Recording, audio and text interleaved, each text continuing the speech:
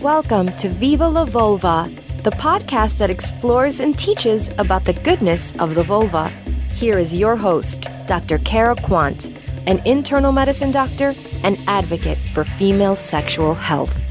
Hello, and welcome to the Viva La Vulva Podcast. I am your host, Dr. Cara Quant, and I'd like to thank you for joining me today. I always say it's a special episode because it is, and I am joined by my friend and co-host, guest, Lily Wang from MedAmour. Lily, thank you for being on. It's been a minute.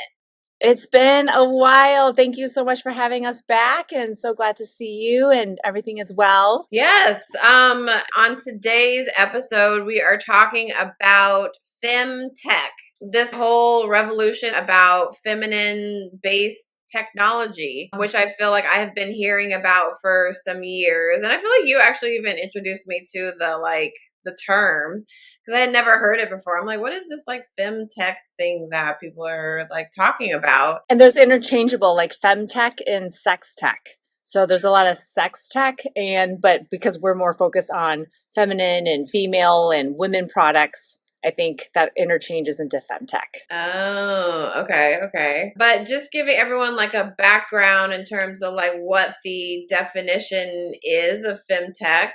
So female technology, and it refers to software, diagnostics, products, and services that use technology to improve women's health and wellness. It was coined by Ida Tin in 2016, so this is 10 years ago. And it basically covers areas such as reproductive health, menstruation, pregnancy, menopause, and sexual wellness. It's aiming to address conditions affecting women specifically or disproportionately. And it's a rapidly expanding field of technology. And it's basically estimated it's going to be worth between $60 billion and $1 trillion between the years of 2027 and 2030. So that's pretty big. Yeah. It expands into all wearable tech, from the Aura rings to Fitbits or Apple Watches. Everyone's kind of more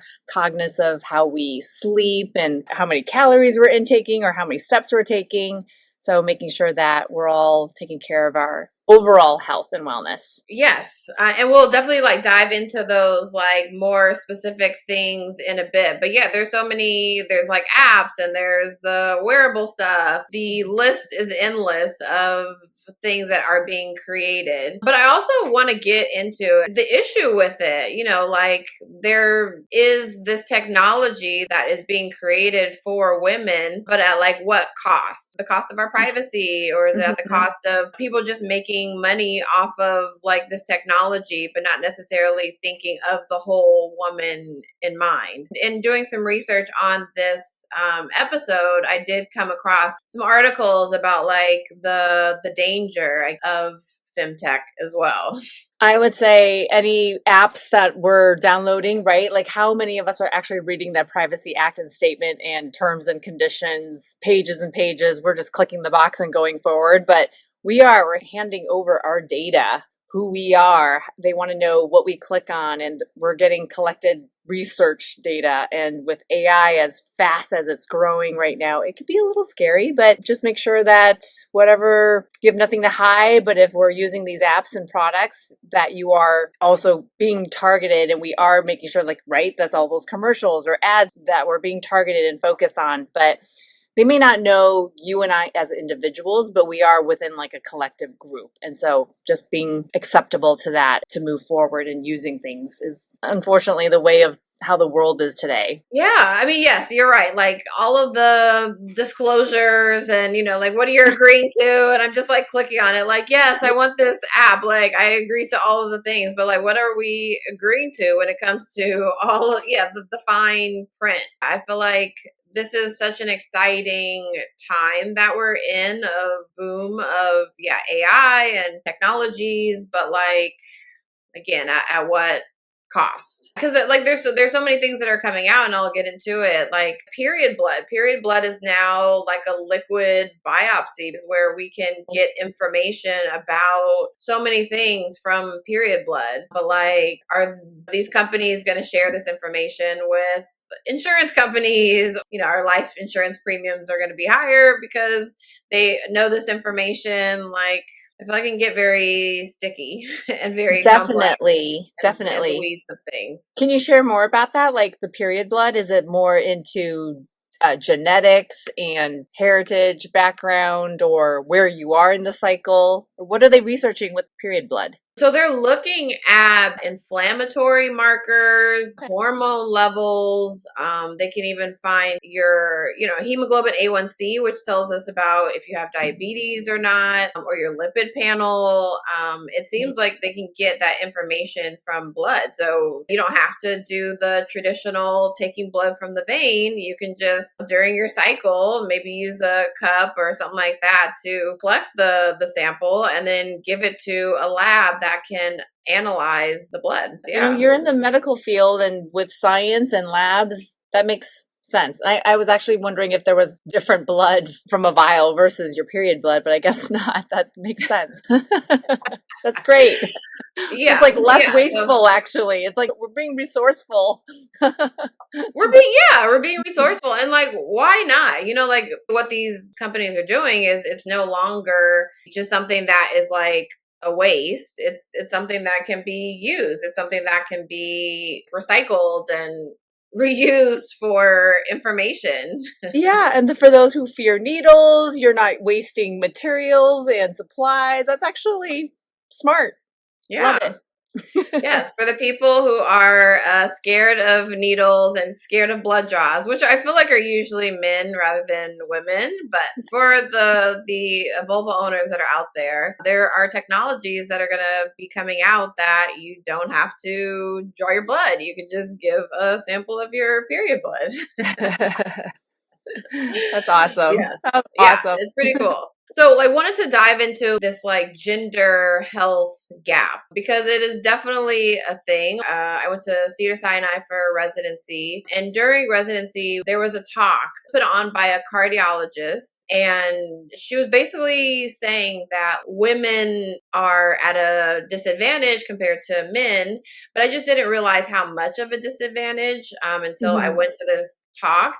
And she basically talked about like research, especially like clinical trials, certain drugs use men more than women to study the effects of a drug, to study side effects. And we know that women are different than men, from just like hormone levels. I mean, and even less, you have people of color who are within these clinical trials. You have mainly white men who are a part of these clinical trials, and all of the information, the drugs, the side effects are mainly tested on men rather than women. So there's such a gender gap when it comes to just the medical field in general. So I think that that's what FemTech is trying to do, close that gap. Also doing some research, and women spend about 25% more of their lives in poor health compared to men, yet only 4% of healthcare research and development spending is allocated to women's health. For decades, significant gaps persisted, reflected in a lack of technological advancements specifically designed for women. The absence of women in clinical trials, and the disinterest in understanding how chronic diseases manifest differently in women than in men.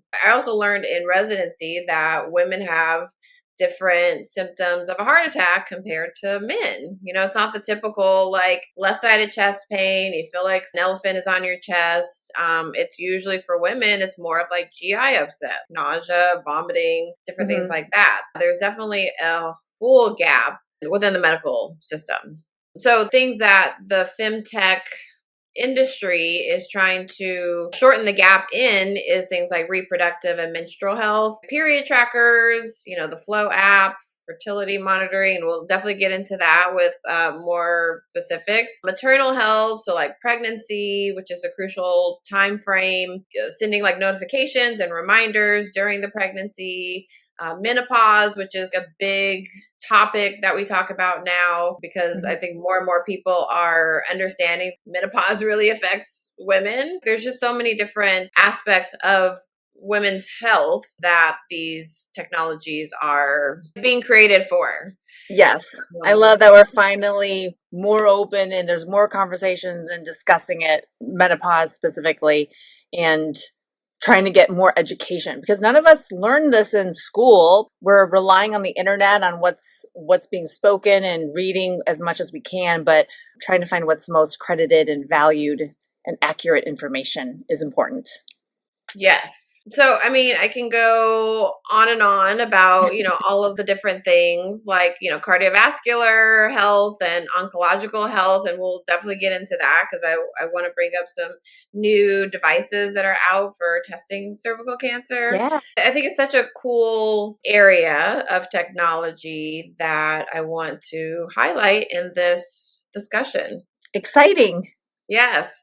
I wanted you, Lily, to talk about like the intimate wellness products and like what is out there, especially you being the founder of MedAmour and this like intimate wellness space. So like what's on the forefront? No, thank you so much for all the years of your love and support, and definitely working with patients and listeners on.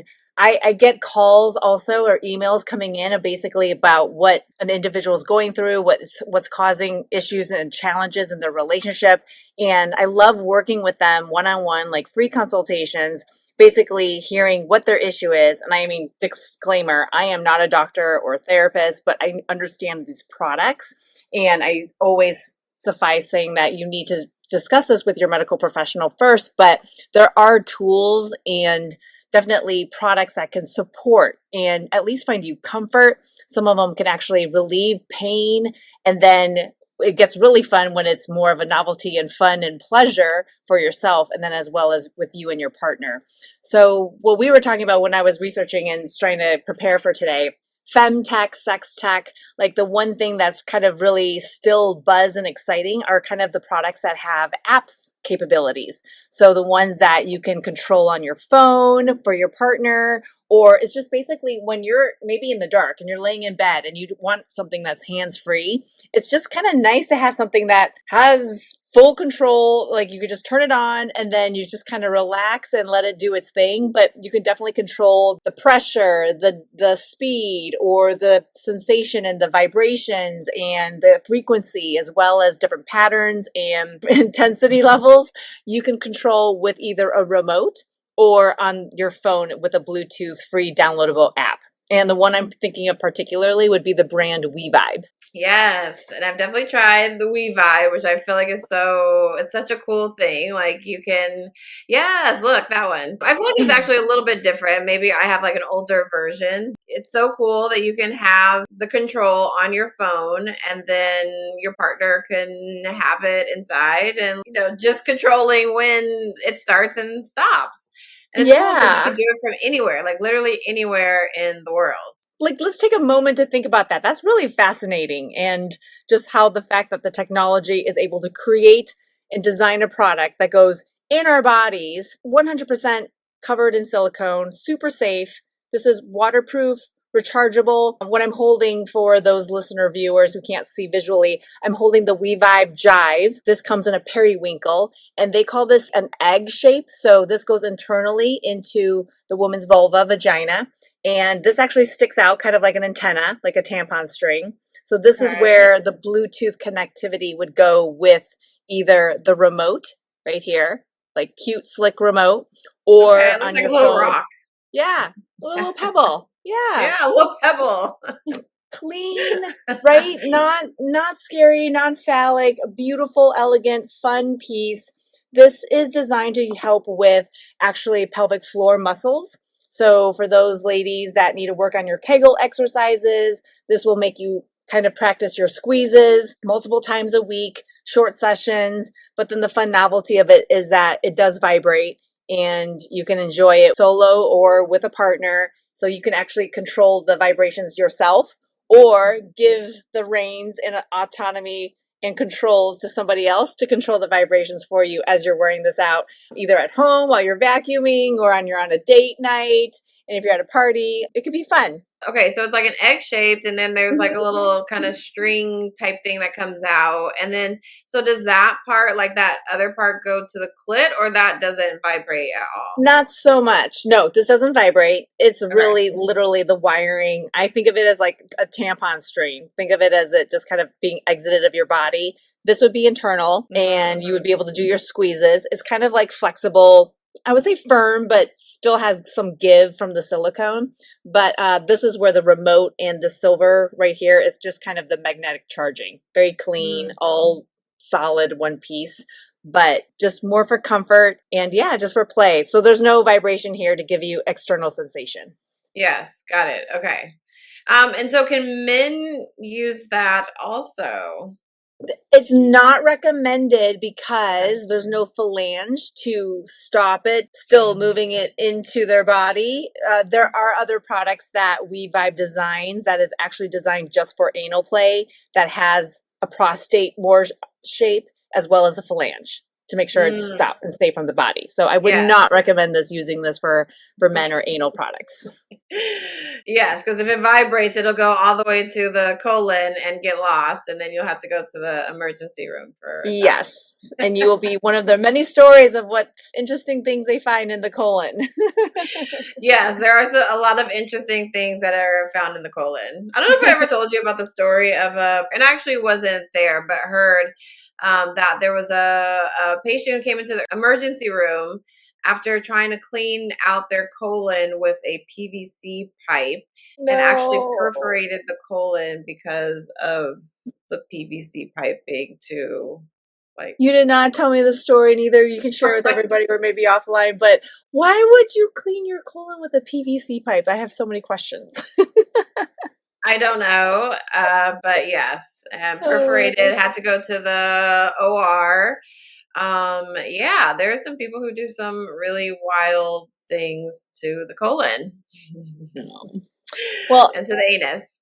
And so since we were just talking about the jive, this was the egg shaped that goes internal. This one has like two more of a Kegel exerciser, and I apologize, this I don't have open. Oh, but here you go. This actually is a removable turn Kegel balls shaped. And so you can actually switch these 2 to 3 out for different weights. Oh, so it's a weighted Kegel exerciser. And so as you're training, you'll gradually want to be able to have more weights. Kind of like if you're going to the gym and you're working on dumbbells, you start with 3 pounds, 5 pounds, and you work your way up to 20. You'll be able to do the same thing with your pelvic floor. Okay. Wait, are there like certain, like what are the weights to how much? Oh, you're gonna quiz me. We're talking like kilograms here, like very kilograms. It's going to be let's just start basic, right? Doing Kegels without a product even. But then especially as we age, I'm learning and seeing how like when you pee a little, when we laugh too hard, or when you sneeze, that is reversible, ladies. You do not have to suffer and put up with that. You just work on some of those Kegels. It's basically training and strengthening your core muscles. So you would be able to reverse that incontinence of leaking a little bit when you laugh too hard or sneeze. I mean, I know about incontinence normally, stress incontinence, urge incontinence, mixed incontinence. It's a huge thing that is so stigmatized. And there's so many women that come in very embarrassed about that happening, a little bit of urine coming out.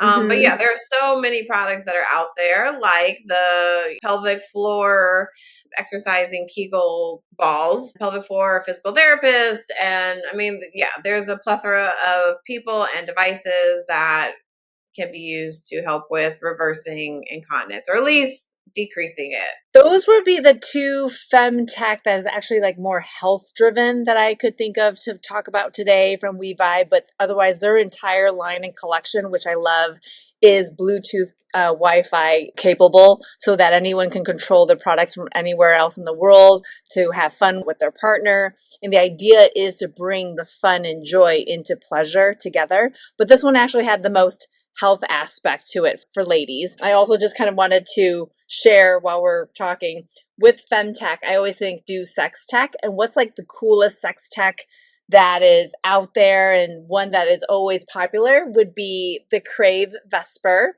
and this is the world's first vibrating necklace. So the idea is that it's more beauty and a jewelry piece, but this is a vibrating bullet that's rechargeable. Just the fact that, look how small this is. It's like maybe it's so small. Yeah, just like a little bit larger than my finger, but Yeah. longer than my finger, but such advanced technology, which I think is so cool. Beauty, also in function, but then also for health as well. So this would just be a more external clitoral vibrator. I would not insert this anally at all. There's definitely emergency stories about this, but just keep it more internal around the vulva, and I mean slight internally into the vagina a little bit, but otherwise this is more of a fashion statement piece and for fun. Nipple play is great, but keep it outside. Okay. Just being able to connect femtech with sex tech. Yes, I love that. You have a portable device that you can just pull out anywhere because it's already on you. You just go to the bathroom or wherever you want to use it, and maybe not the bathroom, but you can use it anywhere. You don't have to put it in your purse. You don't have to like hide it somewhere. Right. It's like fashionable. It's ready.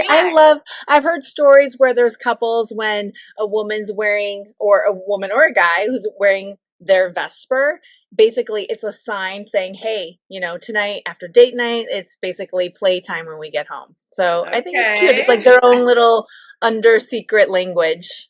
Yeah, it's like a signal to the partner, like, okay, this is the night. Yeah. So this is the night to hang out. Well, let me ask you, the second product that you showed, does that have an app as well with it? Yes. So download the free WeVibe app. You'll be able to sync your toy to the app, and then you'll be able to control it on your own phone. You can also give the rights and power to somebody else to being able to control your product as well. It also comes with a remote. Oh, okay. Does it tell you how much pressure you're squeezing with your pelvic floor muscles? For the WeVibe, it does not. There are products out there that do. That's cool.